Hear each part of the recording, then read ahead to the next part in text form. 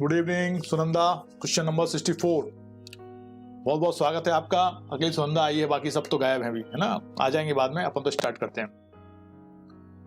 हमने सीआरपीसी के section question number 64 रह गया था, स्टार्ट यहाँ से अपन आगे करेंगे। दंड प्रक्रिया संहिता 1970 के अंतर्गत संज्ञेय अपराध की प्रकृति होती है जमानती और सामान्य, केवल गंभीर प्रकृति के, जमानती और गंभीर, ऊपर सभी। Give the right answer, time start now. Puja ने भी कहा good evening Puja. Give the right answer, question number 64।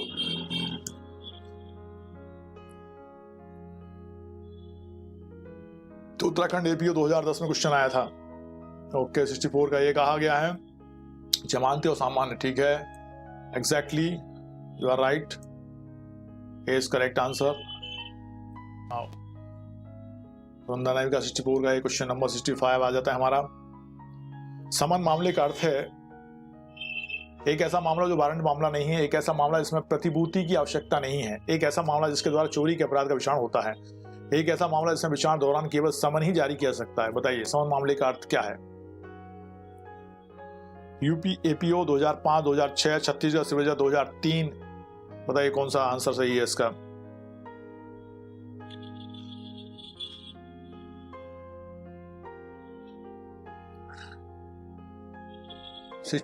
का ए इज राइट आंसर। 65 का ये बिल्कुल सही है। एक ऐसा मामला जो वारंट मामला नहीं है, वो समन मामला होगा, ठीक है, बहुत बढ़िया। 65 का हो गया। मेघा ने भी कहा, सुनंदा ने भी कहा। Now question number 66। समन मामले से ऐसा मामला विपरीत है जो संबंधित 2 वर्ष से अधिक की अवधि कारावास दंडनीय अपराध से, 2 वर्ष तक के कारावास दंडनीय अपराध से, आजीवन कारावास दंडनीय अपराध से, उपरोक्त में से कोई भी नहीं। बताइए जल्दी से आंसर। 66 का मध्य प्रदेश 2017, यूपी एपीओ 2007, कौन सा सही है?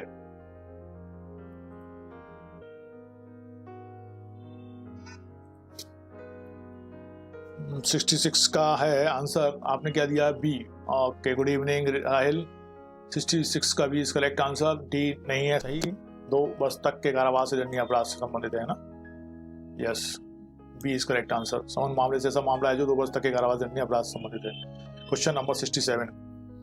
2 वर्ष से अधिक अवधि के कारावास से दंडनीय अपराध का संबंध है समन मामले से, वारंट मामले से, उपरोक्त दोनों से, उपरोक्त में से किसी से भी नहीं। बताइए जल्दी से।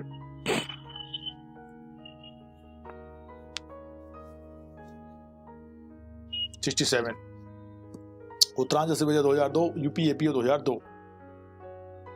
2 वर्ष से अधिक अवधि कारावास दंडनीय अपराध का संबंध है। 67 का भी बी कहा है। ओके, सुनंदा पूजा ने वेरी फास्ट दिया आंसर, बिल्कुल सही कहा पूजा एंड सुनंदा, वारंट मामले से, बहुत बढ़िया। Now question number 68। दंड प्रक्रिया संहिता की धारा 2WA के अंतर्गत पीड़ित शब्द निम्नलिखित में से कौन सही नहीं है? जिससे कोई हानि होती है, जिससे कोई क्षति होती है, विधिक उत्तराधिकारी सम्मिलित है किंतु अभिभावक नहीं, अभिभावक और विधिक उत्तराधिकारी दोनों सम्मिलित हैं। बताइए जल्दी answer. Give the right answer, time starts now.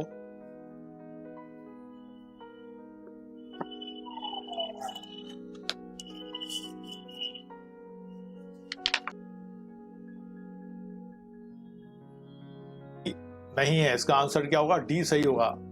पीड़ित शब्द के अंतर्गत कौन कौन हो जाएगा? ऐसा व्यक्ति अभिप्रेत है जो किसी कार्य या लोक के कारण कार्य किसी हानि या क्षति से पीड़ित है, जिसके लिए अभियुक्त व्यक्ति को आरोपित किया गया है तथा पद पीड़ित में सम्मिलित है, उसकी या उसका संरक्षक या विधिक उत्तराधिकारी। मतलब यह हो गया and the expression victim includes, शामिल हैं हिज और हर, गार्जियन और लीगल हेयर, है ना। तो डी होगा, अभिभावक और विधिक उत्तराधिकारी दोनों सम्मिलित हैं। Yes, D is correct answer. D is correct answer. Now D is correct answer.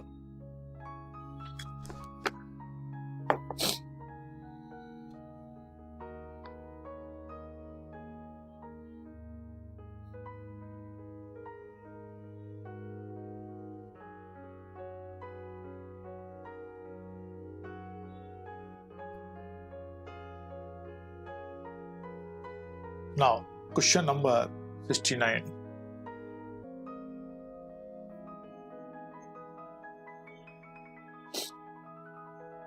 Question number 69। दंड प्रक्रिया संहिता 1973 की धारा 2 में वारंट केस परिभाषित किया गया है। यह एक ऐसा मामला है इसमें अपराध, मृत्यु, आजीवन कारावास या ऐसी सजा दंडनीय है जो 3 वर्ष कारावास से अधिक है, 2 वर्ष कारावास से अधिक है, 1 वर्ष कारावास से अधिक है, 5 वर्ष कारावास से अधिक है, लेकिन 2 वर्ष से कम नहीं है। बताइए जल्दी से आंसर 69 का। ओके 69 का बी दिया सुनंदा ने, बिल्कुल सही सुनंदा। 2 वर्ष कारावास से अधिक है। नाउ 69 का भी पूजा ने भी दिया है और बाकी सब भी दे रहे हैं। ओके चलिए दे ही देंगे सही आंसर।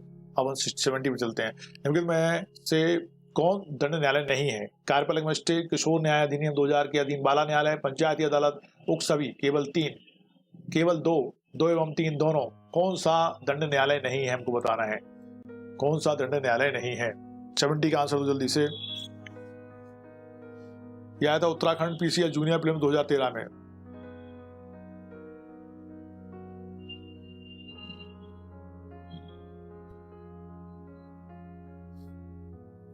दंड प्रक्रिया संहिता की धारा 6 में दंड न्यायालयों का वर्ग उपबंधित है, जिसमें सेशन न्यायालय, प्रथम वर्ग न्यायिक मजिस्ट्रेट और किसी महानगर क्षेत्र में महानगर मजिस्ट्रेट, द्वितीय वर्ग न्यायिक मजिस्ट्रेट शामिल है। इस प्रकार किशोर न्याय अधिनियम 2000 के अधीन बाल न्यायालय तथा पंचायती अदालत दंड न्यायालय नहीं है।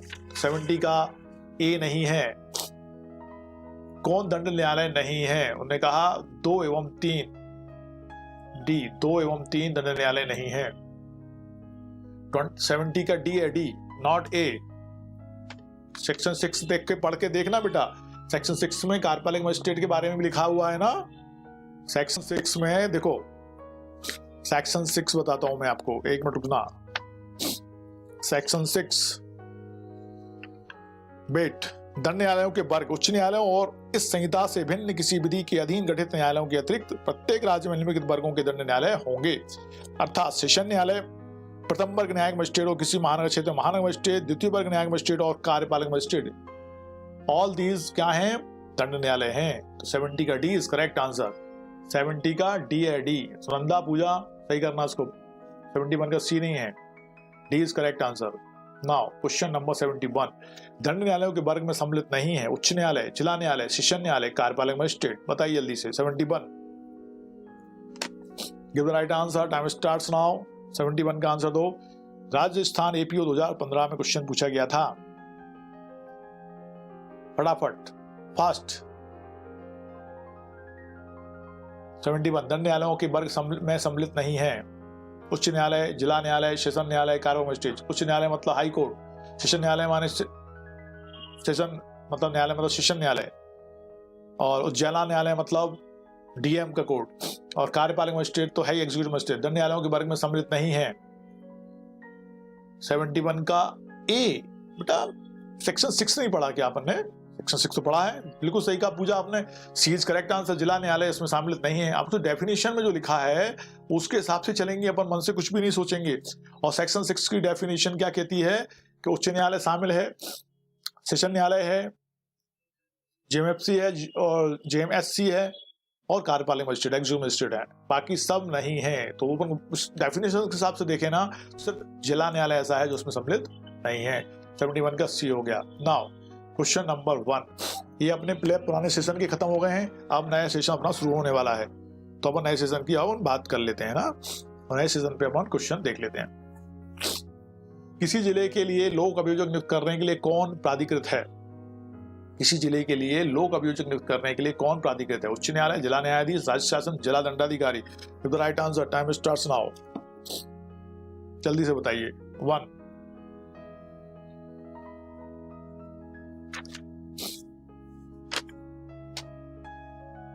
राजस्थान एपी 2015, उत्तराखंड सिविल जज 2011, मध्य प्रदेश सिविल जज 1986, 1986 में क्वेश्चन आया है। कौन करेगी लोक अभियोजक नियुक्त करने के लिए कौन प्राधिकृत है? सुनील नागा ने कहा बी।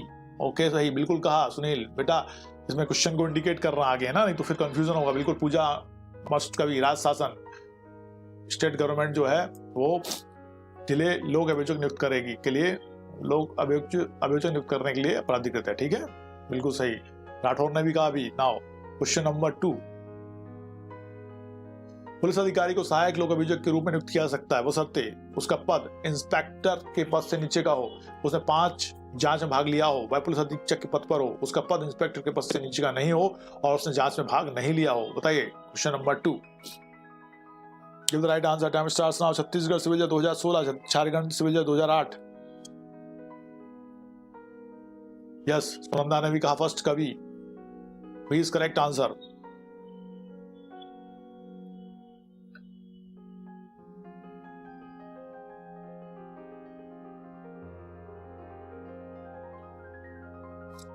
भूमि गुड इवनिंग। सुनील नागा ने कहा डी, बिल्कुल सही। पूजा ने भी कहा 2 का डी, बिल्कुल सही है। इसका पद इंस्पेक्टर के पद से नीचे का ना हो और उसने जांच में भाग ना लिया हो, बिल्कुल सही कहा। जहां कोई सहायक लोक अभियोजक किसी विशिष्ट मामले के प्रयोजनों के लिए उपलब्ध नहीं है, वहां जिला मजिस्ट्रेट पुलिस अधिकारी को भार साधक लोक अभियोजक नियुक्त कर सकता है, परंतु कोई पुलिस अधिकारी इस प्रकार नियुक्त नहीं किया जाएगा यदि उसने उस अपराध के अन्वेषण में भाग लिया है जिसके बारे में अभियोजित किया जा रहा है, या यदि वह निरीक्षक की पंक्ति के नीचे का है। ठीक है, 2 बातें ध्यान रखना। नाउ क्वेश्चन नंबर 3, दंड प्रक्रिया संहिता की धारा 25 प्रावधानित करती है लोक अभियोजक की नियुक्ति के लिए, सहायक लोक अभियोजक की नियुक्ति के लिए, लोक अधिकारी की नियुक्ति के लिए, सरकारी प्रतिनिधि की नियुक्ति के लिए। बताइए जल्दी से। 3rd, Uttarakhand PCA junior prelim 2012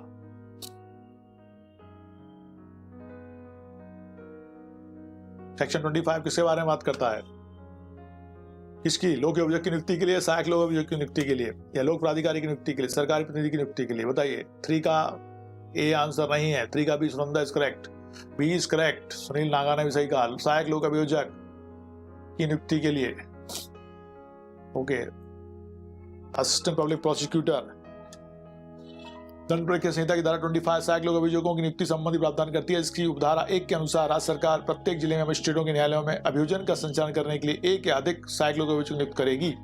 ठीक है। नाउ क्वेश्चन नंबर 4, दंड प्रक्रिया संहिता की किस धारा के अंतर्गत एक विशिष्ट लोक अभियोजन को कम से कम एक अधिवक्ता के रूप में 10 वर्ष का अनुभव होना चाहिए? Section 24 clause 3, section 24 clause 8, section 24 clause 7 और section 25। Give right answer, time starts now. Question number 4 का आंसर दीजिए। राजस्थान जेएलओ 2014, छत्तीसगढ़ सिविल जज 2003, फिर 2007 2 टाइम्स रिपीट हुआ है।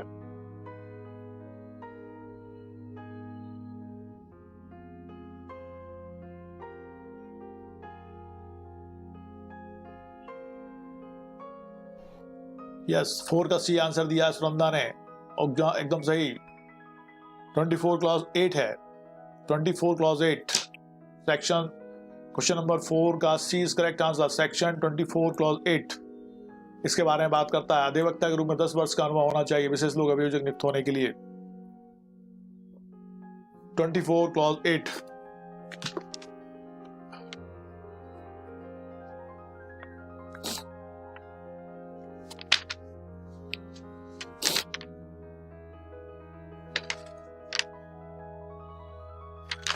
Clause 8. The central government of the state government may appoint for the processes of any cases or class or cases a person who has been in practice as an advocate for not less than 10 years as a special public prosecutor, provided that the court may permit the victim to engage an advocate of the choice to assist the prosecution under this subsection. ठीक है, section 24(8). ठीक है। Now question number 5, magistrate के न्यायालयों में अभियोजन संचालित करते हैं। मजिस्ट्रेटों के न्यायालयों में अभियोजन संचालित करते हैं साज के अधिवक्ता, उप निरीक्षक पुलिस निरीक्षक, सहायक लोक अभियोजक। बताइए जल्दी से। क्वेश्चन नंबर 5 का आंसर।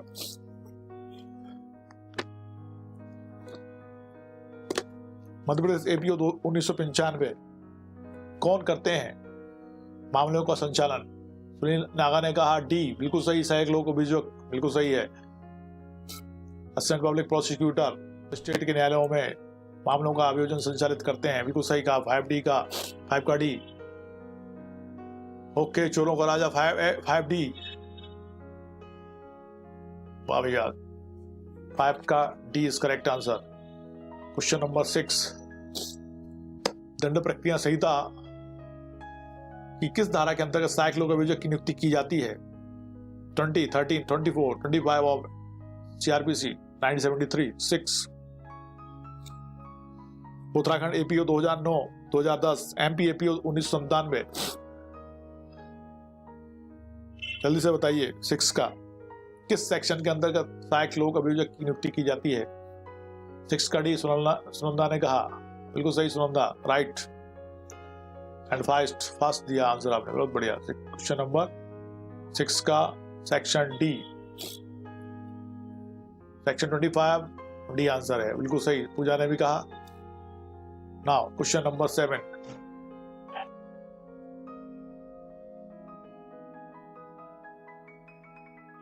निम्नलिखित कथनों पर विचार कीजिए। लोक अभियोजक और सहायक लोक अभियोजक सरकारी तरफ से न्यायालय में प्रस्तुत होते हैं। नंबर 2, लोक अभियोजक सहायक लोक अभियोजक लिखित प्राधिकार से न्यायालय में हाजिर होते हैं और अभिवाच्य करते हैं। नंबर 3, लोक अभियोजक एवं सहायक लोक अभियोजक दोनों ही मजिस्ट्रेटों के न्यायालयों व सत्र न्यायालयों में अभियोजन का सदन करने के लिए नियुक्त होते हैं।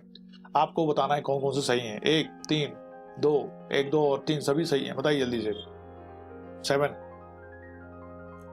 यूपीएपीओ सप्लीमेंट फिल्म 2007 क्या सही है, बताइए जल्दी से।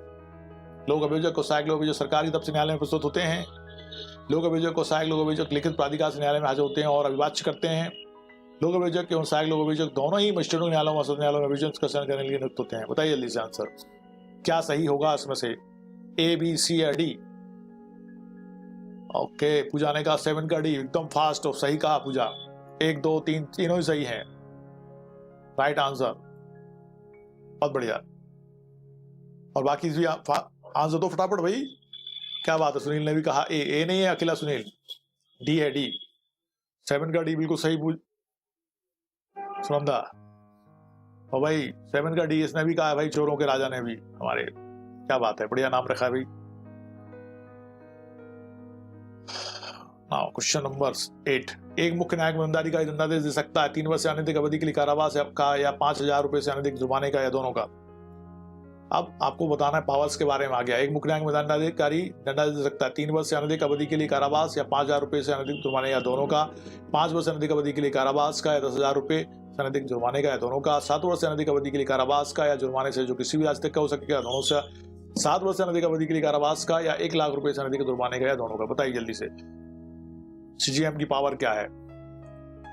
सीजीएम क्या दंड दे सकते हैं। CGM judicial magistrate, first judicial magistrate, chief judicial magistrate क्या दंड दे सकते हैं।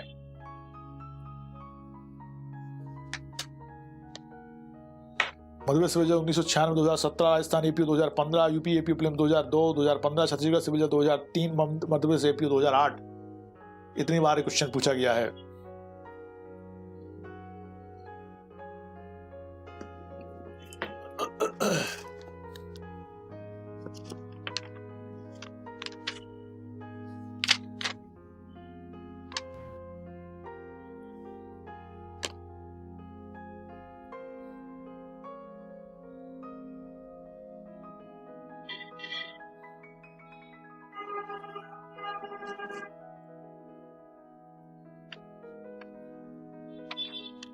एट का सी आंसर किसने दिया है, गौर वंदना ने। ओके, सुनंदा ने भी कहा 8 का सी, पूजा ने भी कहा 8 का सी, और 8 का सी उन्होंने भी, राजा साहब ने भी कहा है। ओके, सी 7 वर्ष से अनधिक अवधि के कारावास का या जुर्माने से जो किसी भी राशि तक का हो सकेगा दंडित करेगा। बिल्कुल सही कहा, सी इज करेक्ट आंसर। संबंधित प्रावधान 1 मिनट में सुनोगे। सेक्शन 28, दंडादेश उच्च न्यायालय और सेशन न्यायालय दे सकेंगे। उच्च न्यायालय विधि द्वारा प्राधिकृत कोई भी दंडादेश दे सकता है।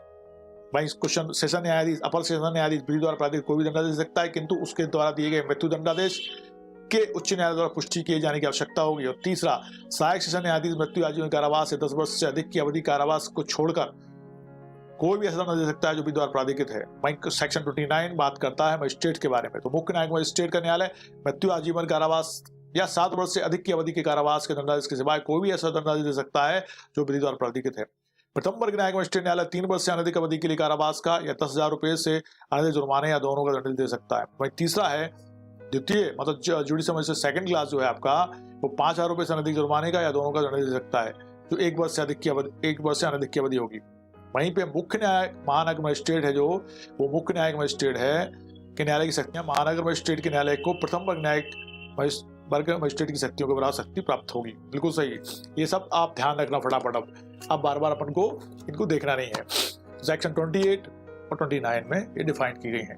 Now question number 9, a sentence of imprisonment for life passed by an assistant session जज is subject to confirmation by the High Court, is beyond his power, is not subject to confirmation by the High Court, can be passed without hearing the parties. The right answer time starts now. देखिए question का answer जो अपन ने देखा है, Bihar civil जज 1999 में question पूछा गया था।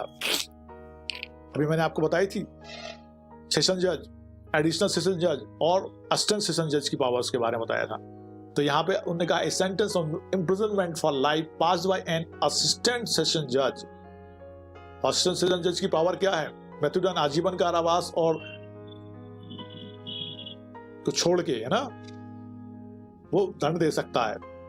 तो यहाँ पे क्या लिखा है वो देखो जरा, उसके साथ इसका आंसर दो। 8 का सी हो गया था, ठीक है। 9 का बताओ फटाफट, फटाफट 9 का आंसर दिया जाए। Is subject to confirmation by the high court? No, 9 इसका ए इज नॉट करेक्ट बेटा। वो सेशन जज और एडिशनल सेशन जज के लिए ठीक है। A is not correct. Is subject to confirmation by the high court, ये सेशन जज और एडिशनल सेशन जज एडीजे के लिए, दोनों के लिए सही है। एसजे और एएसजे के लिए ठीक है। असिस्टेंट के लिए ये सही नहीं है। यस,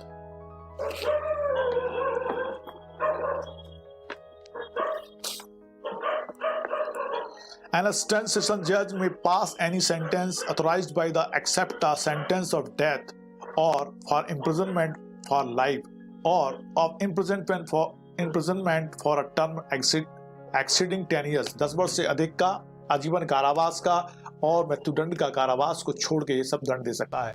तो 9 का बी इज करेक्ट, वो भी is correct. Is bind his power, उसकी पावर से अधिक है ये, जो उसकी शक्तियां हैं उसके अधिक उसने दे दिया है। Is not subject to confirmation by the high court बेटा, इज बाइंड हिज पावर, उसके पास पावर ही नहीं है इतना देने की, है ना। तो 9 का B is correct answer. Exactly 9 का बी हो गया आंसर। 9 का B, not C, is not subject to confirmation by the high court. यदि वो सेशन जज भी होता और एएसजी भी तो होता तो भी subject to confirmation by the high court होता ही वो, है ना। लेकिन यहां तो असलन है, तो इसलिए is bind his the power, उसकी पावर से अधिक की बात है ये। क्वेश्चन नंबर 10, भारतीय दंड संहिता 1860 की धारा 324 के अंतर्गत अपराध किस न्यायालय द्वारा विचारणीय है? सेक्शन 324 के अंतर्गत अपराध किस न्यायालय द्वारा विचारणीय है? न्यायिक मजिस्ट्रेट प्रथम श्रेणी, किसी भी मजिस्ट्रेट द्वारा, मुख्य न्यायिक मजिस्ट्रेट द्वारा, द्वितीय वर्ग मजिस्ट्रेट द्वारा? बताइए जल्दी से। Section 324। Question number 10 Madhya Pradesh APO prelims 2009 में पूछा गया था।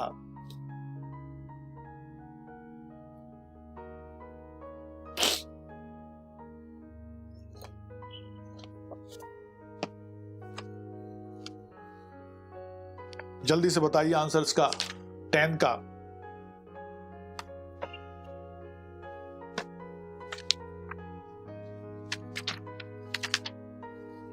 जल्दी बताओ फटाफट, फिर मैं इसके बारे में बताता हूं। सेक्शन 324 को देखते हैं अपन पहले तो इन आईपीसी।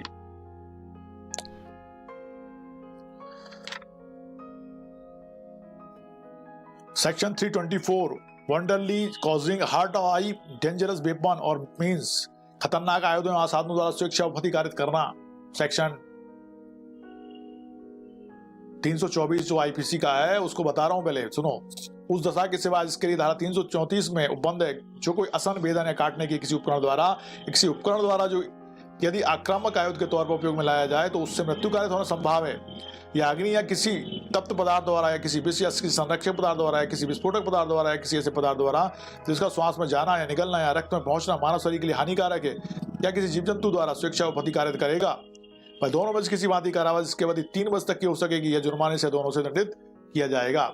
लेकिन आपको पता है लिमिट उसके बाद भी यहाँ पे जो आंसर है वो क्या होगा बताइए। आपने दिया आंसर रेखा ने का 10 का बी। 10 का बी किसी ने नहीं कहा था अभी तक, बिल्कुल सही है 10 का बी। देखा सुनंदा इज करेक्ट। किसी भी मजिस्ट्रेट को द्वारा यह विचारणीय है, भले ही पावर कुछ भी हो, है ना यहाँ पे। लेकिन सेक्शन 324 के अंतर्गत जो अपराध है किसी भी न्यायालय द्वारा विचारणीय है। क्वेश्चन नंबर 10 में जो आंसर है B is correct answer. Column 6 में वर्णित भारतीय दंड संहिता की धारा 324 का अपराध का विचारण कोई मजिस्ट्रेट द्वारा कर सकते हैं। बिल्कुल सही। दंड प्रक्रिया संहिता की प्रथम अनुसूची में वर्णित अपराधों की सूची को देखने से स्पष्ट हो जाता है। कॉलम 6 में जो वर्णित अपराध है उसमें लिखा है किसी मजिस्ट्रेट के द्वारा यह विचारणीय है। नाउ क्वेश्चन नंबर 11, कोई सहायक सत्र न्यायाधीश निम्नलिखित में से कौन सा दंडादेश पारित कर सकता है? सहायक सत्र न्यायाधीश, अभी उन्होंने क्या पूछा है? सहायक सत्र न्यायाधीश, वही असिस्टेंट सेशन जज, नॉट एडिशनल नहीं पूछा। एडिशनल माने अतिरिक्त जिला में सत्र न्यायाधीश हो जाएगा वो। यहाँ क्या है? सहायक सत्र न्यायाधीश में तो कौन सा दंडादेश पारित कर सकता है? कोई भी दंडादेश, मृत्युदंड को छोड़कर कोई भी, मृत्यु या आजीवन कारावास, 10 वर्ष से अनधिक अवधि के कारावास के अतिरिक्त अन्य कोई भी दंडादेश, जुर्माना या अवश्य। बताइए जल्दी से। Give the right answer, time starts now.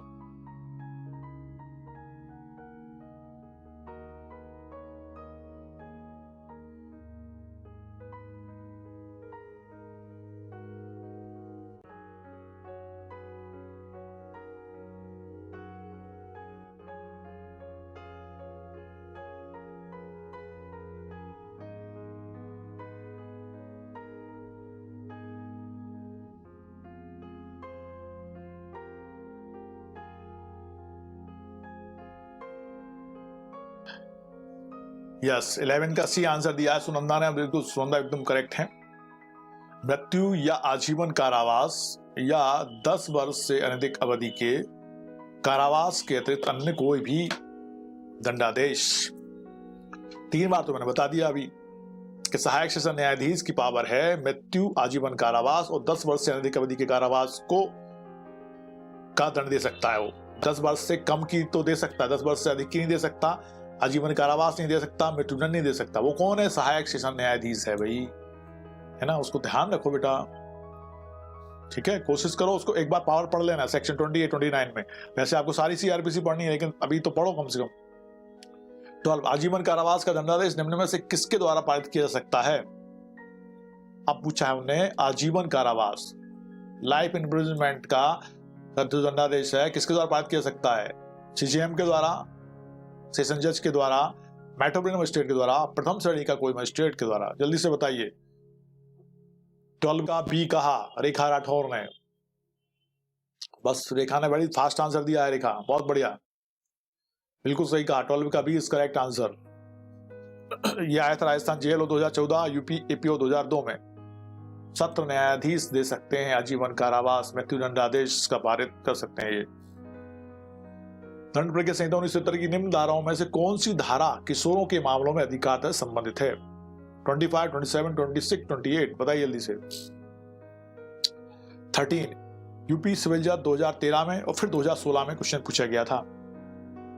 13 का 12 का आंसर बी दिया है, राजा साहब ने भी दिया है, अपने सुनंदा ने दिया है और पूजा ने और सुनंदा नागले ने 13 का सी भी कहा। बिल्कुल सही। 13 का 13 का सी बिल्कुल सही है।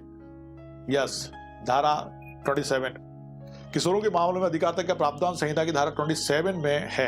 यह धारा कहती है कि किसी ऐसे अपराध का विचारण जो मृत्यु आजीवन कारावास से दंडनीय नहीं है और जो ऐसे व्यक्ति द्वारा किया गया है जिसकी आयु उस तारीख को जब वह न्यायालय के समक्ष हाजिर होता है या लाया जाता है 16 वर्ष से कम है, मुख्य न्यायिक मजिस्ट्रेट के न्यायालय द्वारा या ऐसे न्यायालय द्वारा किया जा सकता है जिससे किशोरों से संबंधित अन्य प्रवृत्ति विधि द्वारा विशेषता सशक्त किया गया हो।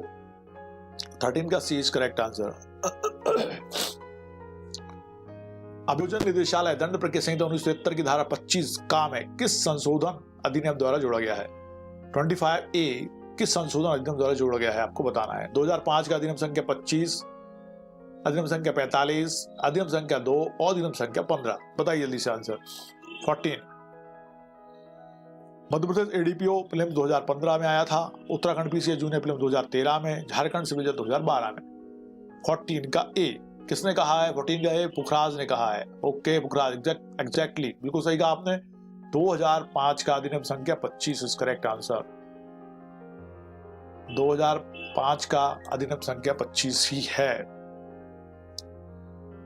राज्य सरकार एक अभियोजन निदेशालय स्थापित कर सकती है जिसमें एक अभियोजन निदेशक और उतने अभियोजन उप निदेशक होंगे जितने वह ठीक समझे। यह उपबंध सीआरपीसी अमेंडमेंट एक्ट 2005 का जो संख्या थी 25 की धारा 4 के द्वारा अंतः स्थापित किया गया था, इसलिए 14 का ए सही है।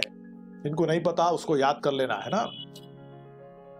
15 अभियोजन निदेशालय की स्थापना की जा सकेगी केंद्र सरकार के द्वारा, उच्च न्यायालय के द्वारा, राज्य सरकार के द्वारा, राज्य सरकार के द्वारा, केंद्र सरकार से परामर्श से ही। बताइए जल्दी से। 15 उत्तराखंड एपीओ 2016 अभियोजन निदेशालय की स्थापना की जा सकेगी।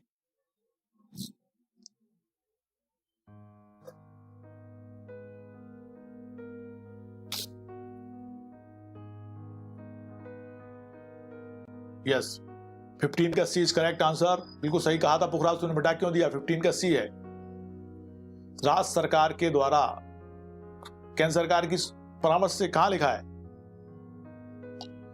राज्य सरकार एक अभियोजन निदेशालय स्थापित कर सकती है, उसमें कहीं लिखा कि केंद्र सरकार से परामर्श करेगी वो।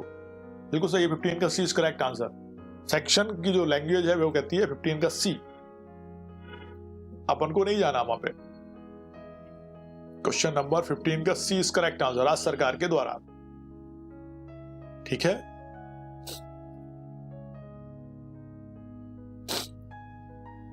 नाउ क्वेश्चन नंबर 16, आईपीसी के अधीन किसी अपराध का विचार नहीं किया सकता उच्च न्यायालय द्वारा। भारतीय संहिता के अधीन किसी अपराध का विचार नहीं किया सकता उच्च न्यायालय द्वारा, सत्र न्यायालय द्वारा, मुख्य न्यायिक मजिस्ट्रेट द्वारा, उपखंड अधिकारी द्वारा। बताइए जल्दी से आंसर। 16 मध्य प्रदेश विभाजन 1993।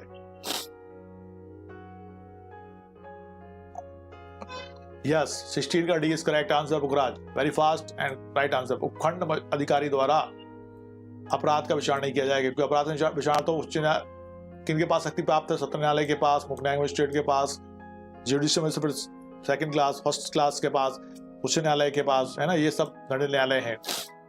तो उपखंड अधिकारी इसमें सम्मिलित नहीं है। और बिल्कुल सही कहा 16 का डी, रेखा ने, सुनंदा ने, पूजा ने और पुखराज ने। नाउ क्वेश्चन नंबर 17, सीआरपीसी किस धारा के अनुसार यथासंभव भारतीय न्याय संहिता की धारा 376 और 376 ए से डी तक के अपराधों का विचार महिला प्रशासन अधिकारी न्यायाधीश को करना चाहिए? सेक्शन 26 ए, सेक्शन 55 ए या सेक्शन 26 बी, उपरोक्त में से कोई भी नहीं। बताइए जल्दी से आंसर क्वेश्चन नंबर 17 का।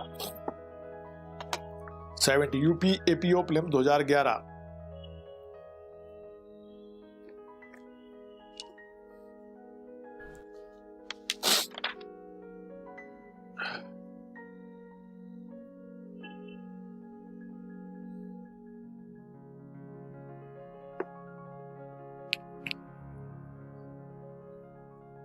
सेवनटीन का ए किसने कहा? सुनंदा ने कहा 17 का A is correct answer. Section 26 A is correct answer.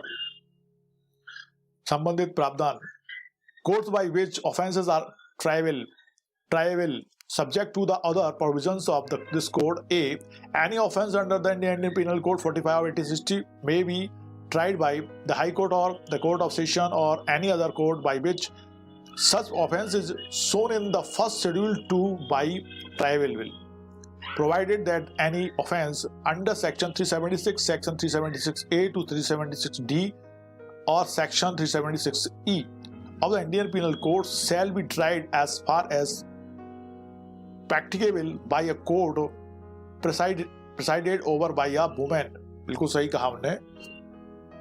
यथा व्यवहार ऐसे न्यायालय के द्वारा किया जाएगा जिसकी पीठासीन अधिकारी कोई महिला हो। बिल्कुल सही, 17 का ए इज करेक्ट आंसर। 18 द्वितीय श्रेणी के दंडाधिकारी द्वारा छल के अपराध के लिए अभियुक्त को 1 वर्ष का कारावास और 1000 रुपए के जुर्माने से दंडित किया जाता है। जुर्माना भुगतान न करने पर दंडाधिकारी द्वारा उसके बदले दिए गए कारावास की अवधि कितनी हो सकती है? 1 माह, 3 माह, कारावास 1/4 से अधिक ना हो, 6 माह, 1 वर्ष। बताइए जल्दी से आंसर। 18 थोड़ा सा मैथमेटिक्स लगाना पड़ेगा आपको और आप सही आंसर उसका दे पाएंगे। Question number 18, Madhya Pradesh civil 1989 में क्वेश्चन आया था।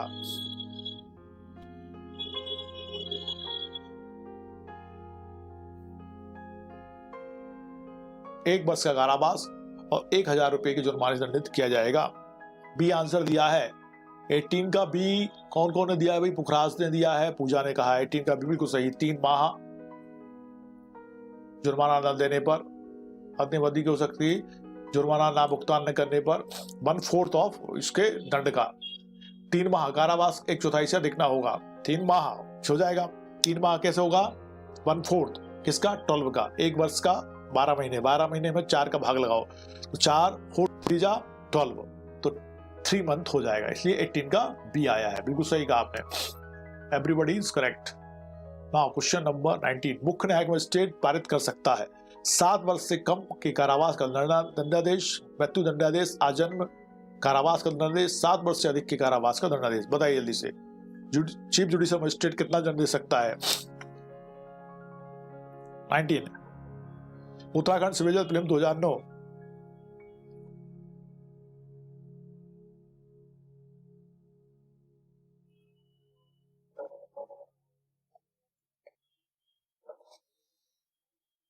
पूजा, तुम ध्यान से इसको पढ़ना, सेक्शन 20 या 29 को, क्वेश्चन के आंसर सही नहीं आ रहे हैं। 7 वर्ष से कम के कारावास का दंड दे सकता है, मृत्युदंड, आजीवन कारावास और 7 वर्ष से कम के कारावास, 7 वर्ष से अधिक के कारावास के दंडादेश को छोड़ के सब दंडादेश दे सकता है। इसका मतलब ए सही है, ए इज करेक्ट आंसर। किसने दिया है?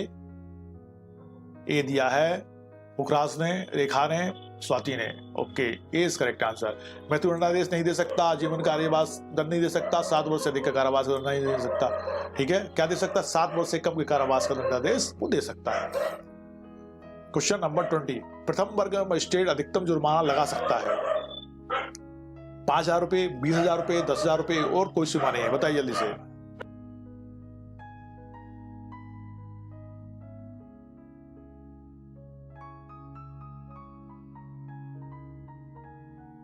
झारखंड सिविल जज film 2012, Bihar PCS junior film 2009, Rajasthan JLO 2014। बताओ 20 का, या स्वाति ने का 20 का B is correct, Pooja is correct, Sunanda B है, बी 10,000 रुपए है ना, बिल्कुल सही। भूमि, रेखा 10,000 रुपए है, 10,000 रुपए तक का जुर्माना लगा सकता है और 3 वर्ष तक का कारावास दे सकता है, 3 वर्ष से अधिक का अधिक का कारावास। Question number 21, judicial magistrate second class दंड प्रक्रिया संहिता की धारा 29 के अनुसार कितनी सजा दे सकता है, देने का अधिकार रखता है? 1 बार, 3 बार, 2 बार, इनमें से कोई भी नहीं। जल्दी से बताइए। 21 का UP APO claim 2011, Madhya Pradesh APO 1999, 2000, Madhya Pradesh civil जज 2002 और उत्तराखंड सिविल जज फिल्म 2002 में आया था। जुडिशियल मजिस्ट्रेट सेकंड क्लास कितना दंड दे सकता है? जुडिशियल मजिस्ट्रेट सेकंड क्लास 21 का ए आंसर दिया है सबने, लगभग सबने सही दिया है, बिल्कुल सही। आशीष भी आ गया है। आशीष कहां चले जाते हो तुम बीच में? 21 का ए 1 वर्ष, बिल्कुल सही है, एग्जैक्टली 1 वर्ष तक का कारावास वो दे सकते हैं। नाउ क्वेश्चन नंबर 22, प्रथम वर्ग मजिस्ट्रेट का न्यायालय दंड प्रक्रिया संहिता 1973 के अनुसार निम्न से कितनी अवधि के कारावास की सजा दे सकता है? धारा 29 के अनुसार 3 वर्ष तक की, धारा 30 के अनुसार 3 वर्ष व 6 मास की, धारा 31 के अनुसार 7 वर्ष की, धारा 27 के अनुसार 10 वर्ष की। Judicial magistrate first class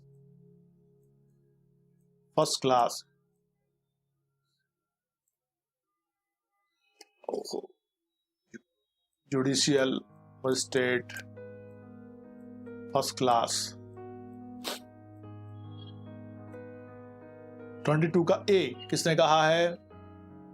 okay, लगभग सबने आंसर दिया। 22 का ए बिल्कुल सही, एग्जैक्टली 22 का ए ही है। मध्य प्रदेश एपीओ फिल्म 1995, 2005 में, राजस्थान एपीओ 2011 में, मध्य प्रदेश 2002 में आया था। ए is correct answer.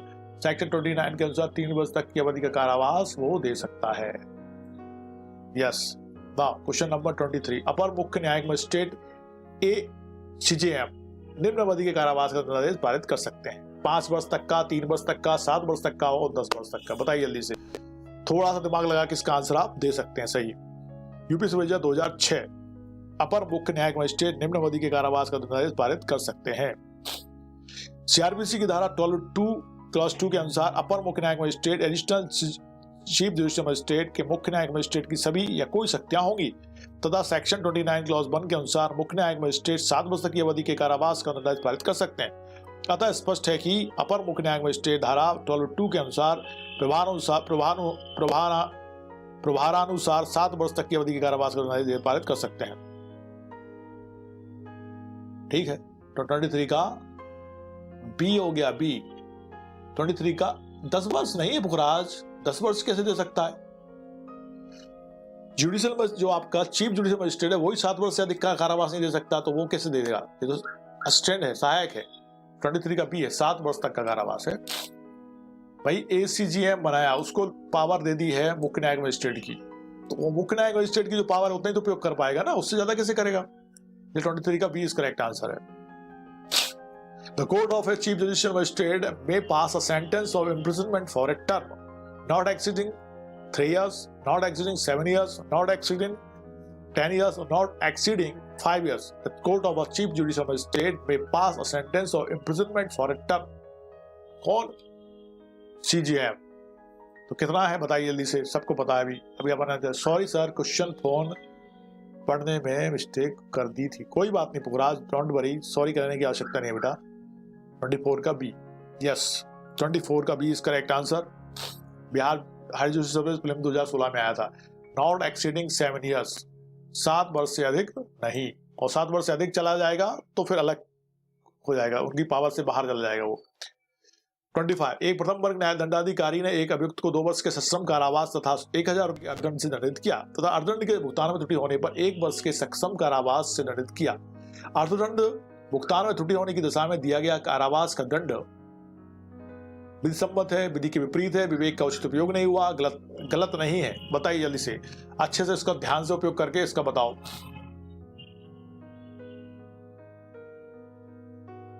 Question number 25, मधु विश्वविद्यालय 1986 में क्वेश्चन आया था, 1986।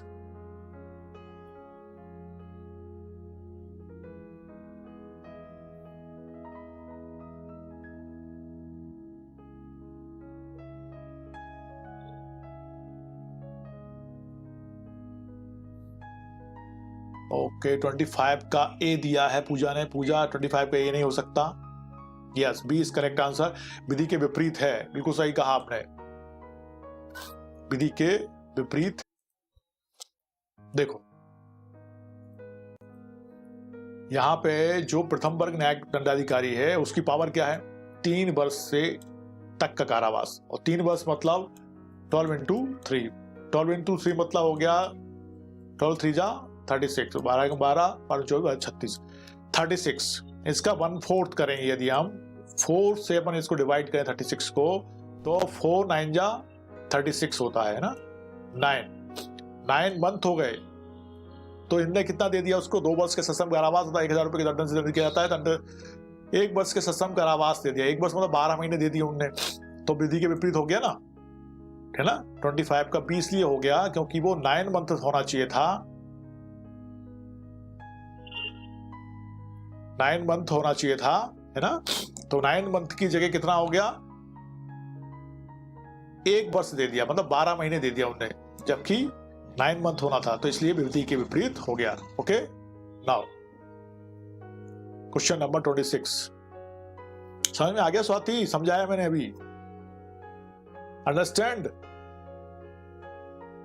स्वाति, समझ में आया कि नहीं आया। दंड प्रक्रिया संहिता 1970 की निम्न किस धारा में जुर्माना देने में व्यतिक्रम होने पर मजिस्ट्रेट न्यायालय द्वारा कारावास के दंडादेश की व्यवस्था करती है। किस धारा में जुर्माना देने में व्यतिक्रम होने पर मजिस्ट्रेट न्यायालय द्वारा कारावास के दंडादेश की व्यवस्था करती है। 30(1) में, 32 में, ओके 30(1) में, 32 में, धारा 31 में, धारा 34 में। बताइए जल्दी से। Question number 26, Uttarakhand APO 2010, Rajasthan JLO 2014। Okay 26 का ए कहा है पूजा ने और स्वंदा ने, बिल्कुल okay Swati. Section 30 clause 1 is correct, तो डिफाइन करती है जुर्माना देने में व्यतिक्रम होने पर मजिस्ट्रेट न्यायालय द्वारा कारावास के दंडादेश की व्यवस्था कर सकता है, बिल्कुल सही। Section 31, section 30 clause 1, Section 30 clause 1, yes, the court of a magistrate may award such term of imprisonment in default by payment of fine as is authorized by law provided that the term, ठीक है। और धारा 29 के अधीन magistrate की शक्ति से अधिक नहीं होगी। बी, जहां कारावास मुख्य दंडादेश के भाग के रूप में अधिनिर्मित किया गया है वहां वह उस कारावास की अवधि के चौथाई से अधिक न होगी जिसको मजिस्ट्रेट अपराध के लिए ना कि जुर्माना देने में व्यतिक्रम होने पर दंड के तौर पर देने के लिए सक्षम है। इस धारा के अधीन अधिनिर्मित कारावास उस मजिस्ट्रेट द्वारा धारा 29 के अधीन अधिनिर्मित की जा सकने वाली अधिकतम अवधि के कारावास के मुख्य दंडादेश के अतिरिक्त हो सकता है, ठीक है। तो ये हो गया आपका 26 का A is correct answer. Now question number 27, एक ही विचारणा में कई अपराधों के लिए दोष सिद्ध होने पर क्रमवर्ती दंडादेशों की अवधि अधिक नहीं होगी 5 वर्ष के कारावास से, 8 वर्ष के कारावास से, 14 वर्ष के कारावास से, 20 वर्ष के कारावास से। बताइए जल्दी से। Question number 27, Rajasthan APO 2015,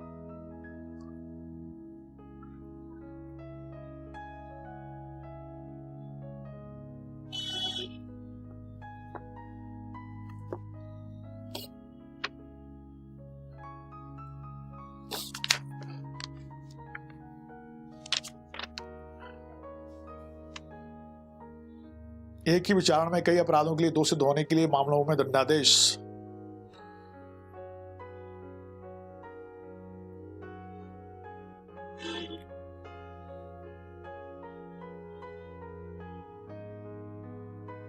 twenty 27 का सी कहा, किसने कहा है? सुनंदा ने कहा, पूजा ने कहा, बिल्कुल सही कहा सुनंदा पूजा। 14 वर्ष के कारावास से अधिक की नहीं होगी। एग्जैक्टली सेक्शन 31 के क्लॉज 2 में का जो ए है, प्रोविजो ए, उसमें ये डिफाइन किया गया है। ठीक है। नाउ क्वेश्चन नंबर 28, किसी न्यायाधीश या मजिस्ट्रेट की शक्तियों और कर्तव्यों का प्रयोग या पालन किया जा सकता है उसके पद उत्तरवर्ती द्वारा, अपर सत्र न्यायाधीश द्वारा, सहायक सत्र न्यायाधीश द्वारा, मुख्य न्यायिक मजिस्ट्रेट द्वारा। क्या कह रहे हैं वो? किसी न्यायाधीश या मजिस्ट्रेट की शक्तियों और कर्तव्यों का पालन किया जा सकता है। किसी न्यायाधीश या मजिस्ट्रेट की शक्तियों का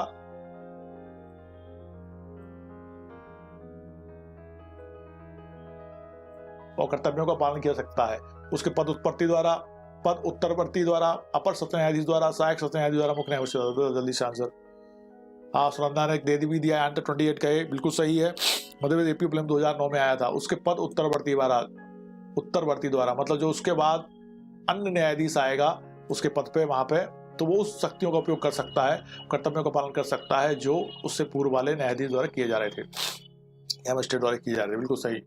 now question number 29, in certain cases any police officer cannot arrest any person without an order from a magistrate and without a warrant. Can arrest any person without an order from a magistrate and without a warrant. Without an order, without a warrant.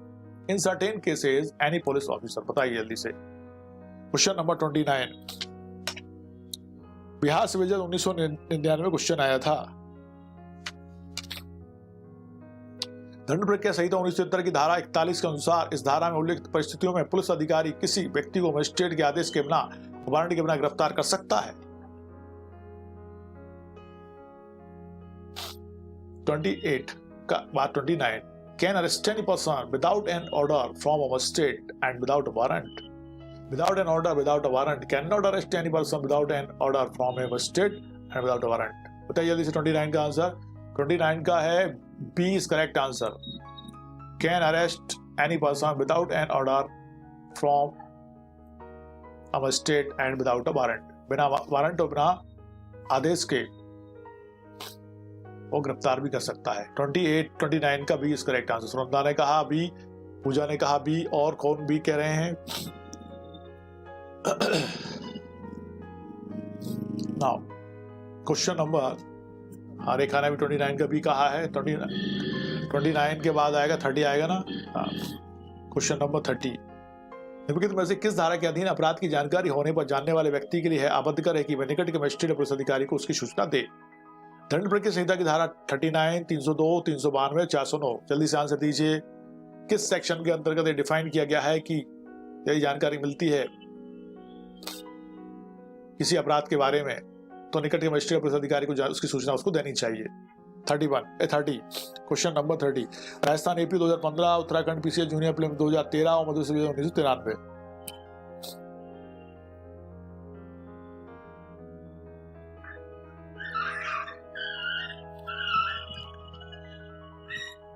Thirty का ए, okay, पुखराज ने कहा 30 का ए, सुनंदा ने कहा 30 का ए, बिल्कुल सही, दोनों ने बिल्कुल सही कहा, फास्ट आंसर दिया है। सीआरपीसी की सेक्शन 39 क्लॉज 1 के अंतर्गत ऐसा कहा गया है कि यदि किसी व्यक्ति को इस तरह की कोई जानकारी मिलती है तो उसको तुरंत निकटतम मजिस्ट्रेट या पुलिस अधिकारी को सूचित करना चाहिए। 30 का A is correct answer. Okay, question number 39 clause 1, दंड प्रक्रिया संहिता की धारा 37 के अंतर्गत सभी व्यक्ति मजिस्ट्रेट या पुलिस की सहायता के लिए बाध्य हैं जिसे वह मजिस्ट्रेट या पुलिस अधिकारी गिरफ्तार करने के लिए प्राधिकृत है, उसे पकड़ने या भागने से रोकने में, शांति भंग के निर्माण रोकने में, रेलवे को क्षति पहुंचाने के प्रयास को रोकने में, उपयुक्त सभी मामलों में। बताइए जल्दी से। 31, राजस्थान जेलो 2013, झारखंड सिविल जज prelims 2014, Uttarakhand PCS junior prelims 2016। Okay, 31 का डी कहा पुखराज ने, वेरी फास्ट पुखराज, एकदम सही कहा आपने बेटे। उपयुक्त सभी मामलों में, सारे के सारे मामले ऐसे हैं जो सेंसिटिव हैं और लोगों को जागरूक होकर अपने देश की संपत्ति को बचाना चाहिए, हमारा कर्तव्य है। हमारा कर्तव्य कहाँ लिखा है? जो मौलिक कर्तव्य है ना हमारे भारत संविधान के, उसमें भी वर्णित है। देश और देश की संपत्ति का हमको संरक्षण करना चाहिए, उसमें मदद करना चाहिए, सम्मान करना चाहिए। बिल्कुल सही, 31 का D is correct answer. Now question number 32। एक पुरुष व्यक्ति भी आवश्यक परिस्थितियों के कारण किसी भी स्त्री को दिन में गिरफ्तार कर सकता है। यह निम्न में से किस बात में प्रतिपादित किया गया था? एक पुरुष व्यक्ति भी आवश्यक परिस्थितियों के कारण किसी भी स्त्री को दिन में गिरफ्तार कर सकता है। इनमें से किस बात में प्रतिपादित किया गया था? महाराष्ट्र राज्य बनाम Christian community welfare councils 2002-2004 supreme court में, तथा राजकुमारी बनाम SHO नोएडा 2003 सुप्रीम कोर्ट में, जोगिंदर सिंह बनाम उत्तर प्रदेश 1994 सुप्रीम कोर्ट में, नीरज शर्मा बनाम उत्तर प्रदेश 1994 सुप्रीम कोर्ट में, राजकुमारी बनाम SHO नोएडा 2003 सुप्रीम कोर्ट में। बताइए जल्दी से, आइडिया हो तो बताओ। 32।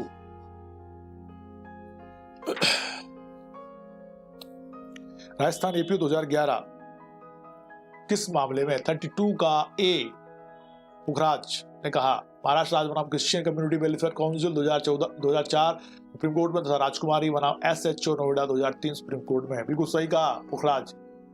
यही मामला था जिसमें ऐसा कहा गया था कि यदि कोई व्यक्ति पुलिस अधिकारी भी है और वो कभी जरूरत पड़ती है, आवश्यकता पड़े, तो ऐसी गंभीर परिस्थिति हो सकती है, तो उस कंडीशन में वो स्त्री को दिन में गिरफ्तार कर सकता है। जबकि महिला पुलिस अधिकारी होना चाहिए, महिला पुलिस कांस्टेबल होना चाहिए ना। 32 का ए। Question number 33। किस उपबंध के अंतर्गत गिरफ्तार व्यक्ति का पूछताछ के दौरान अपने पसंद के अधिवक्ता से मिलने का अधिकार है? 39, section 40, section 41, section 41D of CRPC 1973। Give the right answer. Time starts now. 33 का आंसर दो। छत्तीसगढ़ सिविल 2014 में पूछा गया था, किस सेक्शन के अंतर्गत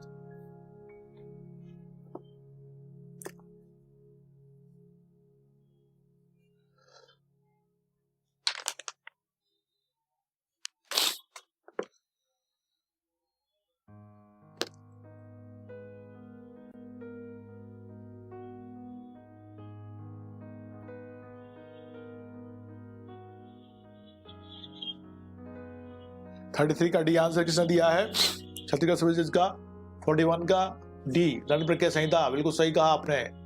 सबसे पहले दिया था पुखराज, सुनंदा, चेतना, पूजा और राठौर ने। ओके, 41 डी दंड प्रक्रिया संहिता is correct answer.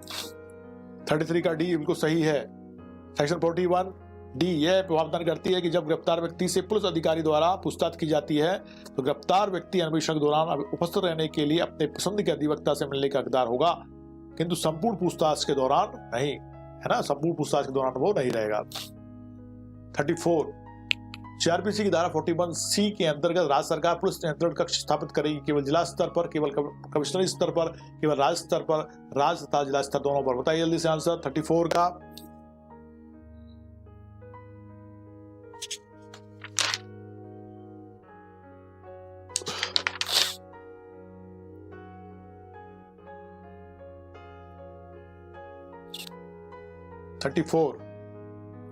Chhattisgarh civil जज 2014 में आया था।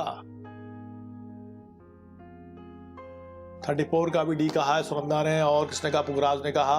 पूजा ने कहा। बिल्कुल सही, राज्य तथा जिला स्तर पे। बिल्कुल सही, D is correct answer. 41C के अनुसार पुलिस नियंत्रण कक्ष का प्रावधान है जो राज्य सरकार प्रत्येक जिले में तथा राज्य स्तर पर स्थापित करेगी। इन पुलिस नियंत्रण कक्षों में गिरफ्तार व्यक्तियों के अपराध की प्रकृति, गिरफ्तार करने वाले पुलिस अधिकारी के नाम आदि के ब्यौरे संग्रहित होंगे।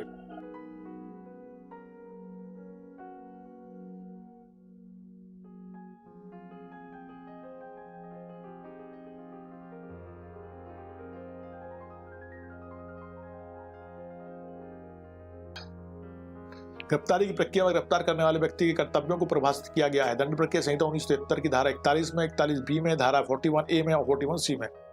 बताइए 35। झारखंड सिविल जज फिल्म 2012।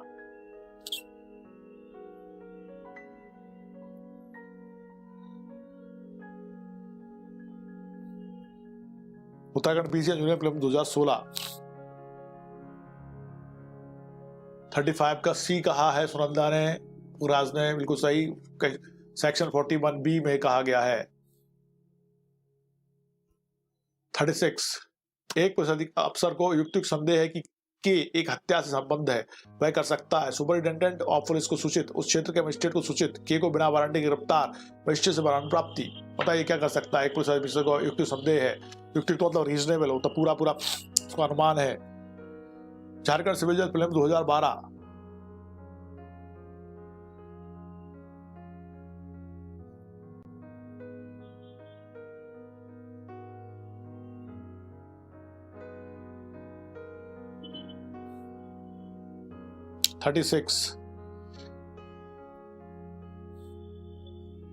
दंड प्रक्रिया संहिता की धारा 41 क्लॉज 2 के अनुसार police commissioner police officer magistrate से वारंट प्राप्ति के बाद ही के को गिरफ्तार कर सकता है। यह धारा दंड प्रक्रिया संशोधन अधिनियम 2008 की धारा 4 के द्वारा प्रतिस्थापित की गई है। इसके पूर्व की उपधारा 2 के अनुसार अंतर्गत पुलिस अधिकारी संदिग्ध व्यक्ति को वारंट के बिना गिरफ्तार कर सकता था, वारंट के बिना गिरफ्तार कर सकता था। लेकिन 2008 में जो संशोधन हुआ उसका सेक्शन 4 ने उसको परिवर्तित कर दिया है कि वो मजिस्ट्रेट से वारंट प्राप्त करेगा, उसके बाद ही उसको गिरफ्तार करेगा। इसलिए D is correct answer. Now D is correct answer ना, 36 का डी। पहले 2008 में धारा 4 के द्वारा प्रतिस्थापित किया गया। इसके पूर्व की उपधारा 2 के अनुसार पुलिस अधिकारी संदिग्ध व्यक्ति को वारंट के बिना गिरफ्तार कर सकता था, लेकिन अभी नहीं कर सकता है। 37 पुलिस अधिकारी बिना मजिस्ट्रेट के आदेश तथा बिना वारंट के किसी व्यक्ति को गिरफ्तार कर सकेगा जो पुलिस अधिकारी की उपस्थिति में संज्ञेय अपराध करता है जो संहिता के अधीन राज्य सरकार के द्वारा अपराधी घोषित किया गया है, जो पुलिस अधिकारी द्वारा उसके विधिपूर्ण कर्तव्यों के निष्पादन में बाधा उत्पादित करता है ऊपर सभी परिस्थितियों में। बताइए जल्दी से। 37 अब मध्य प्रदेश सिविल जज 2013।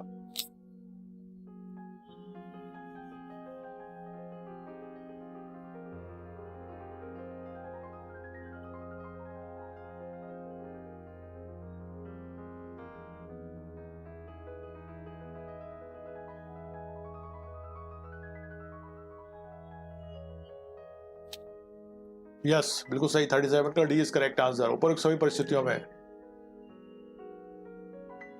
परिस्थितियों में वो पुलिस अधिकारी बिना वारंट मजिस्ट्रेट के आदेश के बिना वारंट के किसी व्यक्ति को गिरफ्तार कर सकता है। क्वेश्चन नंबर 38 दंड प्रक्रिया संहिता की धारा 41 के अधीन पुलिस को एक व्यक्ति को गिरफ्तार करने की शक्ति है। सभी मामलों में, मात्र शंका वाले मामलों में, युक्त शंका वाले मामलों तक सीमित है, सेना के भगोड़ों पर लागू नहीं है। बताइए। मध्य प्रदेश सिविल जज 2013।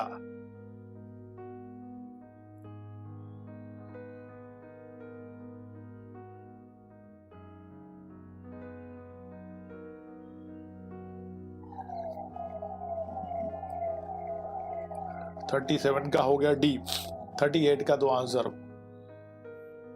ये मध्य यूपी सिविल जज 2013 में पूछा गया है। 38 का ए सभी मामलों में नहीं,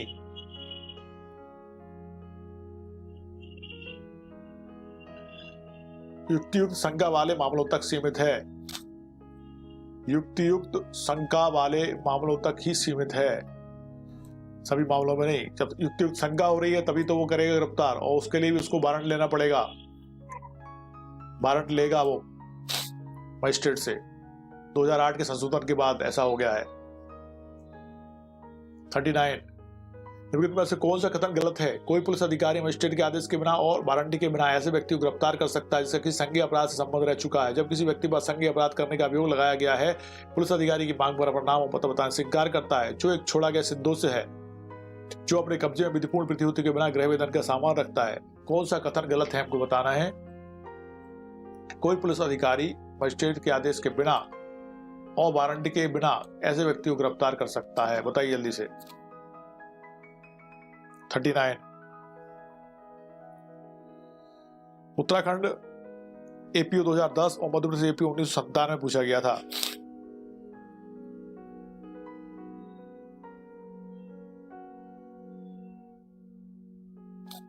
जल्दी से बताओ आंसर 39 का।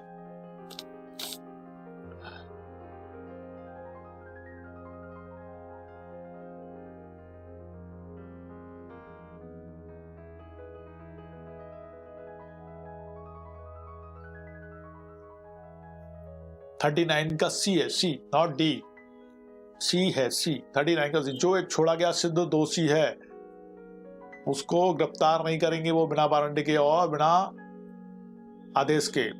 सिर्फ इसलिए उसको गिरफ्तार कर रहे हैं कि पहले भी वो कन्विक्टेड हो चुका है, पहले भी उसको 2 सिद्धि हुई है, इसलिए उसको पकड़ लो, ये कोई बात है? इसलिए उन्होंने कहा इसमें ये गलत है आंसर, है ना, बाकी सब सही है। जैसा कि संज्ञेय अपराध संबंध रह चुका है, जब किसी व्यक्ति पर संज्ञेय अपराध करने का बिल लगाया गया है, पुलिस अधिकारी मांग पर नाम पता नहीं बताता है, जो अपने कब्जे में विधिपूर्ण प्रत्युत्तर के बिना गृह वेतन के सामान रखता है, ये सभी सही है, लेकिन ये गलत है ना, सी इज करेक्ट, पता गलत है इसलिए इसको करेक्ट किया गया है।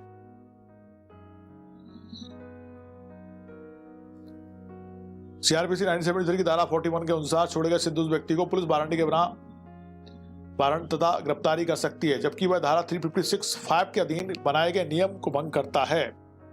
ठीक है, कब पकड़ेगी? जब वो 356 क्लॉज 5 के अधीन बनाए गए नियम को भंग करता है। शेष तीनों स्थितियों में पुलिस बिना वारंटी के किसी व्यक्ति को गिरफ्तार कर सकती है, जबकि इसको कब करेगी सिद्ध दोस्त को? जब वो सेक्शन 356 के क्लॉज 5 को वायलेट करता है। सेक्शन 356 का क्लॉज 5 अपन देख लेते हैं एक मिनट में, ताकि वो अपन को क्लियर रहेगा ना। 356 का क्लॉज 5,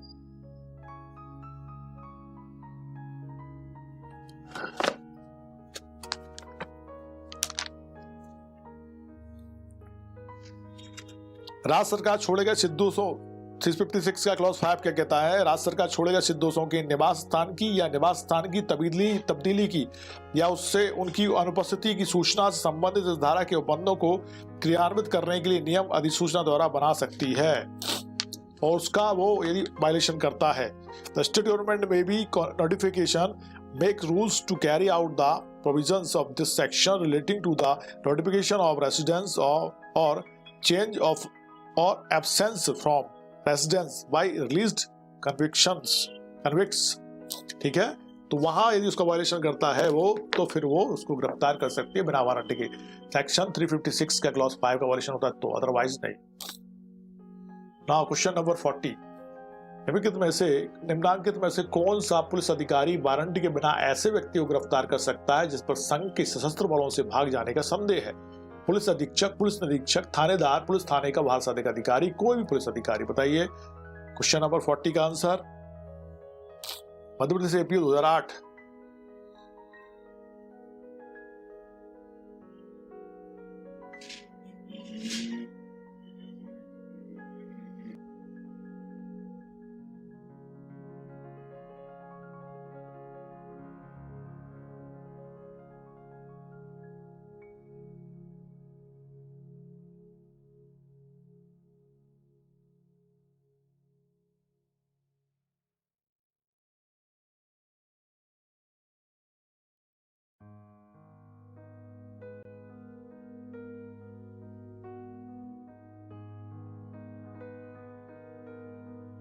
क्वेश्चन का आंसर दिया है 40 का, दिया पूजा ने, सुनंदा ने और आशीष पुखराज। एवरीबॉडी इज करेक्ट, कोई भी पुलिस अधिकारी गिरफ्तार कर सकता है, बिल्कुल सही कहा आपने, D is correct answer. Now question number 41, CrPC की निम्न किस धारा के अंतर्गत पुलिस अभियुक्त को बिना वारंटी के गिरफ्तार कर सकती है? Section 37, section 42, section 40, section 41। किसी पुलिस अधिकारी के अंतर्गत पुलिस अभियुक्त को बिना वारंटी के गिरफ्तार कर सकती है, किस सेक्शन के अंतर्गत? बताइए जल्दी से। क्वेश्चन नंबर 41, एपीओ मधुर से APO 2000, Uttarakhand PCA junior prelims 2002, 2008, Uttarakhand APO 2010 question पूछा गया था। सेक्शन 41 का आंसर 41 बिल्कुल सही कहा, D correct answer. Section 41 is correct. Puja ने कहा, आशीष ने कहा, रोशन ने कहा, रेखा ने कहा, नहीं अभी ने नहीं कहा है, चित्रा ने ही कहा है, चित्रा सोनी ने भी। ओके, नाउ क्वेश्चन नंबर 42 का, जिसको 5 वर्ष के कारावास का दंड दिया गया था, कारावास से भाग गया तथा शांतिपूर्ण जीवन व्यतीत कर रहा था। 1 वर्ष बाद पुलिस अधिकारी बिना दंडाधिकारी के आदेश अथवा वारंटी के बिना का को बंदी बना सकता है। दंडाधिकारी के आदेश से ही पुलिस अधिकारी का को बंदी बना सकता है। कारागार के अधिकारी के आदेश से पुलिस अधिकारी का को बंदी बना सकता है। जिस न्यायालय द्वारा का को दंडित किया गया था उसका आदेश आवश्यक है। बताइए 42 Madhya Pradesh division 1986।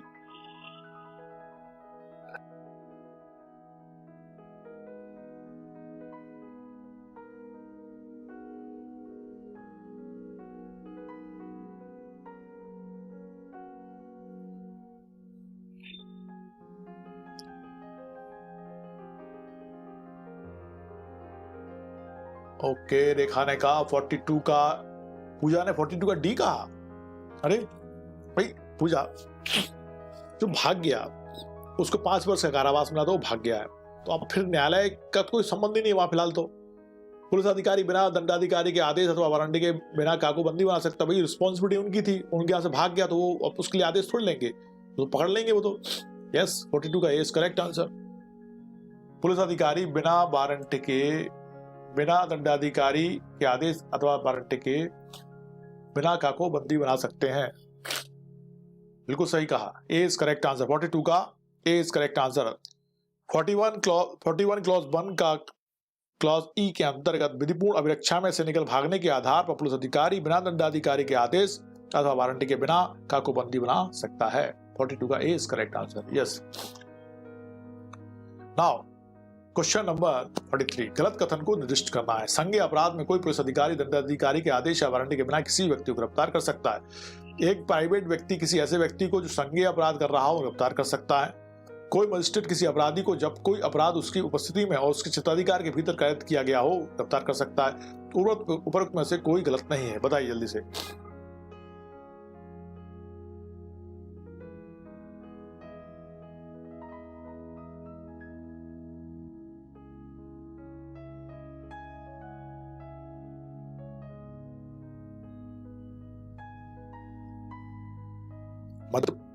Madhya Pradesh APO prelim 2009।43 का डी बिल्कुल सही कहा पुखराज ने, उपरोक्त में से कोई भी गलत नहीं है। यस,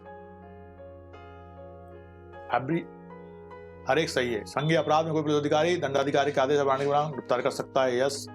एक प्राइवेट व्यक्ति किसी व्यक्ति को संज्ञेय अपराध कर रहा हो गिरफ्तार कर सकता है, बिल्कुल सही। कोई मजिस्ट्रेट किसी अपराधी को जब कोई अपराध उसकी उपस्थिति में उसके अधिकार तो बिल्कुल कर सकता है, इसलिए 43 का D is correct answer.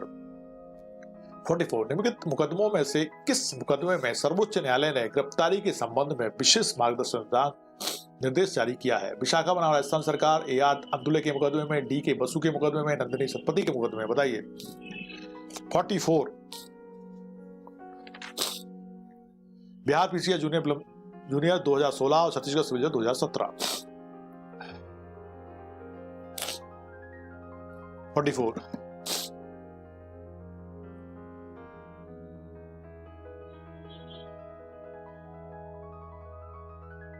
Okay. 44 का सी रंधा ने कहा, पुखराज ने कहा और मनोज कुमार ने भी कहा है 44 का सी।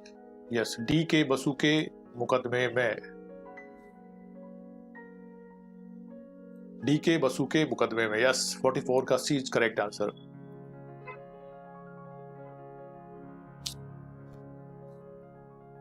45, कोई प्राइवेट व्यक्ति किसी व्यक्ति को जो उसकी उपस्थिति में अपराध करता है गिरफ्तार कर सकेगा यदि वह संज्ञेय अपराध करता है, अजमानती अपराध करता है, संज्ञेय और जमानती अपराध करता है, संज्ञेय और अजमानती अपराध करता है, बताइए जल्दी से। 45, Madhya Pradesh ADPO 1993, UP APO 2002, Rajasthan JLO 2014 और 2016 उत्तराखंड एपीओ में।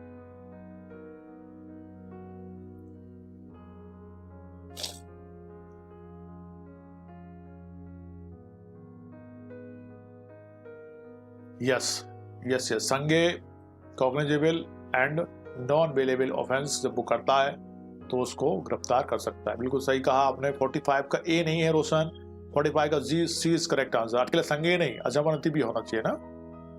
46, दंड प्रक्रिया संहिता के अंतर्गत निम्नलिखित में से कौन सा कथन सही नहीं है?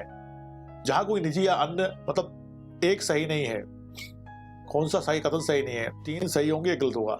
जहां कोई निजी या अन्य अधिकृत व्यक्ति किसी अभियुक्त को बंदी बनाकर पुलिस की अभिरक्षा में देने का अधिकार रखता है, वह ऐसा निजी व्यक्ति बंदी व्यक्ति की तलाशी भी ले सकता है। न्यायिक कार्रवाई के अंतर्गत जांच तथा परीक्षण दोनों सम्मिलित हैं। परिवाद किसी भी व्यक्ति द्वारा किया सकता, तब यह आवश्यक नहीं कि पीड़ित व्यक्ति ही परिवाद करे। आरोप केवल वारंटी केस में परिभाषित किए जाते हैं। छोटे छोटे संबंध वादों में आरोप पत्र की रचना की आवश्यकता नहीं होती है, बताइए। 46, यूपीएपीओ 2005 पे 2007, कौन सा कथन सही नहीं है?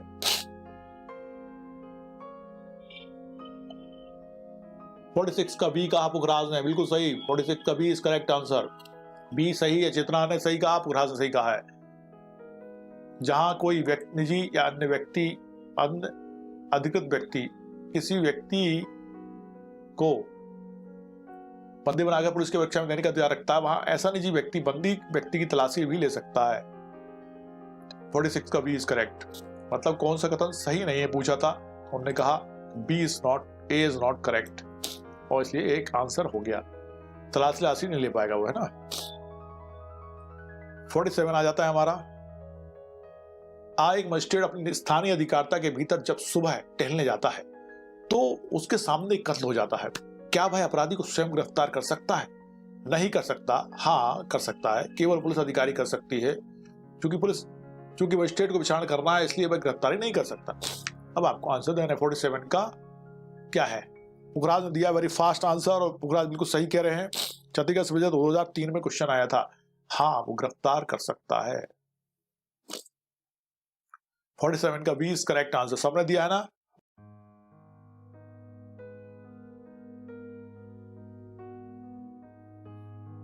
यस। नाउ क्वेश्चन नंबर 48, निम्न में से कौन सा गलत है?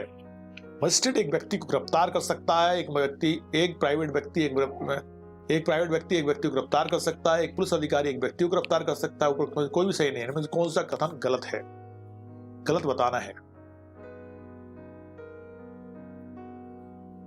बिहार पीसीएस जूनियर प्रीलिम्स 2009, इनमें से कौन सा गलत है?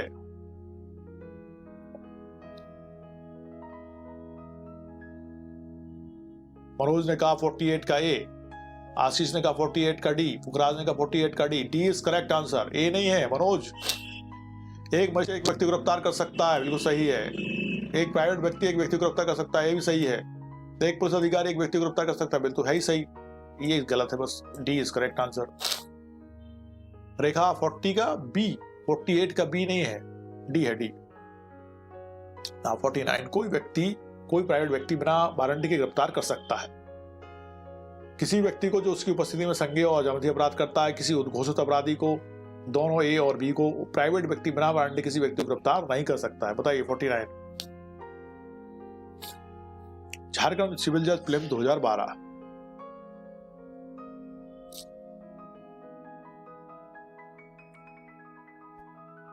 का सी का आशीष ने वेरी फास्ट।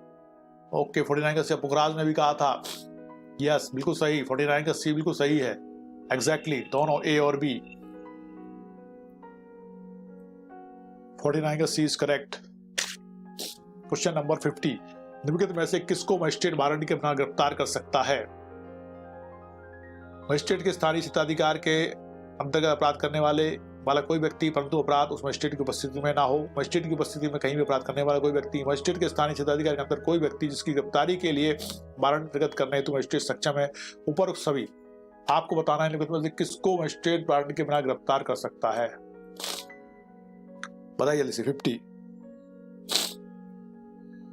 झारखंड सिविल जज 2008,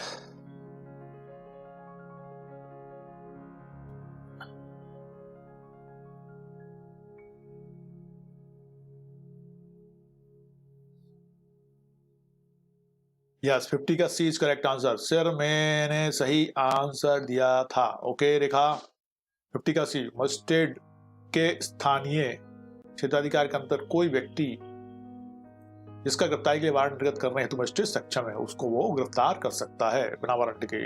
यस। क्वेश्चन नंबर 51, जब एक न्यायिक मजिस्ट्रेट की उपस्थिति में उसकी स्थानीय अधिकार के अंदर कोई अपराध कारित किया जाता है, तब वह अपराधी को स्वयं गिरफ्तार कर सकता है या अन्य व्यक्ति को गिरफ्तार करने के दंड प्रक्रिया संहिता की धारा 40 के अंतर्गत आदेश दे सकता है। 43, 45, 44, 48 बताइए जल्दी से, कौन सी सेक्शन है वो? Madhya Pradesh higher judicial service prelims 2017 में क्वेश्चन पूछा गया था।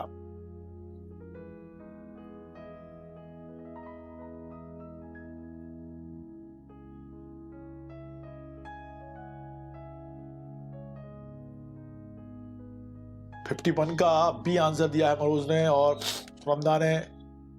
51 का बी इसका A to Z ने भी दिया है, आशीष ने भी दिया है, एकदम बी सही है। Section 44 is correct answer. CrPC की धारा 44 क्लॉज 2 के अनुसार कोई कार्यपालक मजिस्ट्रेट या न्यायिक मजिस्ट्रेट किसी भी समय स्थायी अथवा स्थानीय क्षेत्राधिकार के अंतर्गत किसी व्यक्ति जिसकी गिरफ्तारी के लिए वह उस समय और उन परिस्थितियों में वारंट निर्गत करने हेतु सक्षम है को बिना वारंटी के गिरफ्तार कर सकता है या करवा सकता है। यस, शाहरुख खान बी कर दे रहे हैं आंसर। ओके 53 निम्नलिखित में से कौन सा कथन गलत है? हमको रॉन्ग आंसर बताना है। 3 सही होंगे, ये गलत। यदि कोई व्यक्ति गिरफ्तार किए जाने के प्रयास का बलात् प्रतिरोध करता है तब पुलिस अधिकारी गिरफ्तार करने के लिए आवश्यक सर्व साधनों को उपयोग में ला सकता है। ऐसे व्यक्ति की जिसने कोई अपराध किया हो मृत्यु कारित कर सकता है। हत्या के अभियुक्त व्यक्ति की मृत्यु कारित कर सकता है। हत्या की कोटि में आने वाले मानव वध के अभियुक्त व्यक्ति को मृत्यु कारित कर सकता है। बताइए कौन सा कथन गलत है? 53 यूपी एपीओ प्रीलिम्स 2011 और यूपी सिविल जज 2006।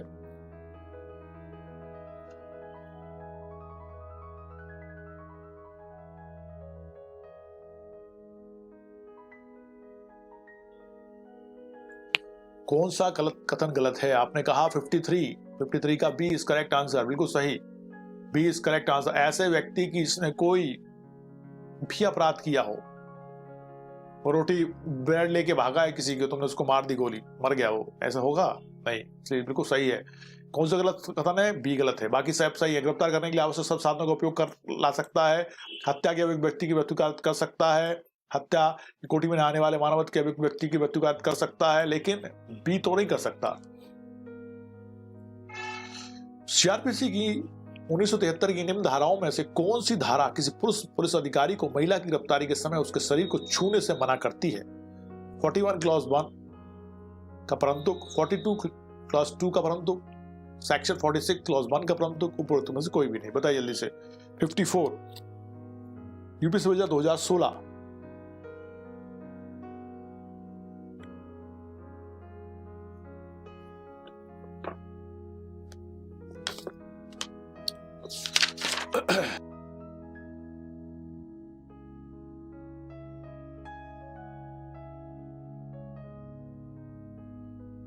फिफ्टी 54 का सी आंसर दिया है। किसने दिया है भाई? 54 का सी पुखराज ने, रेखा ने कहा बी, आशीष ने कहा सी और पूजा ने कहा सी। सेक्शन 46 क्लॉज 1 का परंतुक, 1 का परंतुक।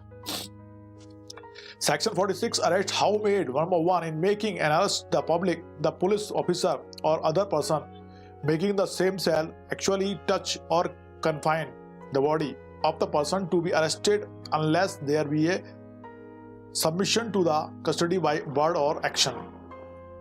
वहीं उसने कहा परंतु यह कि जहां किसी स्त्री को गिरफ्तार किया जाता है जब तक परिस्थितियों में विपरीत संकेत न दें, गिरफ्तारी की मौखिक सूचना पर अभिरक्षा में उसके समर्पण की अवधारणा की जाएगी तथा जब तक परिस्थितियां अन्यथा अपेक्षा ना करें या जब तक पुलिस अधिकारी महिला ना हो तब तक उसको गिरफ्तार करने के लिए पुलिस अधिकारी स्त्री के शरीर का स्पर्श नहीं करेगा। यस, 46 क्लॉज 1 का परंतुक। Now question number 55। Oh, sorry.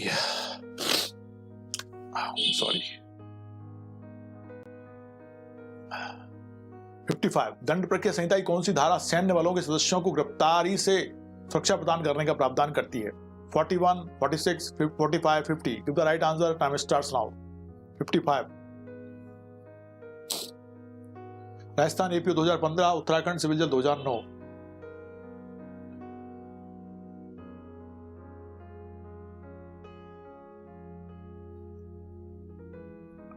55 का B is correct answer. Ashish ने दिया है और किसने दिया है? ओके, यहां से स्टार्ट हो गया था। गुराज, मनोज, नंदा, आशीष, पूजा और चेतरा, एकदम सही। सेक्शन 45 इसके बारे में प्रावधान करता है कि कौन सी धारा सैन्य बलों के सदस्यों को गिरफ्तारी से प्रदान करने का प्रावधान करती है? सेक्शन 45 ऑफ सीआरपीसी सशस्त्र बलों के सदस्यों की गिरफ्तारी से संरक्षण संबंधी उपबंध या का प्रावधान करती है। इस धारा के अनुसार केंद्र सरकार की सहमति के बिना संघ के सशस्त्र बलों का कोई भी सदस्य अपने पद कर्तव्यों को निर्वहन करने में अपने द्वारा की गई या की जाने के लिए तात्पर्य किसी बात के लिए गिरफ्तार नहीं किया जाएगा। राज्य सरकार इस सूचना द्वारा निर्देश दे सकती है कि बल के ऐसे वर्ग या प्रवर्ग के सदस्यों को जिन्हें लोक व्यवस्था बनाए रखने का कार्यभार सौंपा गया है उक्त उपबंध लागू होंगे और केंद्र सरकार पद के स्थान पर राज्य सरकार समझा जाएगा। नाउ तो ले अब ये क्वेश्चन अपना लास्ट था आज का, है ना। अपन कल मिलते हैं क्वेश्चन नंबर 56 से, है ना। तब तक अपने स्वास्थ्य का ध्यान रखते हुए अध्ययन करें मन लगा के। ठीक है। और सेक्शन 60 तक आपको अभी पढ़ना था, अब इसके बाद आप आगे की तरफ पढ़ लेंगे, है ना। अभी आपने कहाँ तक पढ़ लिया है, सेक्शन 60 तक पढ़ लिया है ना। अब सेक्शन 153 तक आप पढ़ेंगे। थैंकिंग क्या रही थी सर क्लास, टाइमिंग क्या रही, 9 से है ना बेटा, 9 to 10:30 चल रही है ना अपनी। वो तो आप लोगों के सपोर्ट के लिए केसेस, लीडिंग केसेस और संबंधित चीजें मैं पहले डाल रहा हूं ताकि आप उसको देख सकें। क्लास का टाइम जो अपन पढ़ने का है वो 9 to 10:30 ही है। मैं दिख नहीं रहा हूं, मैं दिख तो रहा हूं। Okay, good night, take care, Jai Hind, जय भारत। क्या बट 9 बजे क्या बेटा, क्या कहना चाह रहे हो भाई मनोज? मनोज क्या कहना चाह रहे हैं आप बताइए? 9 to 10:30, हाँ। Okay, good night to all.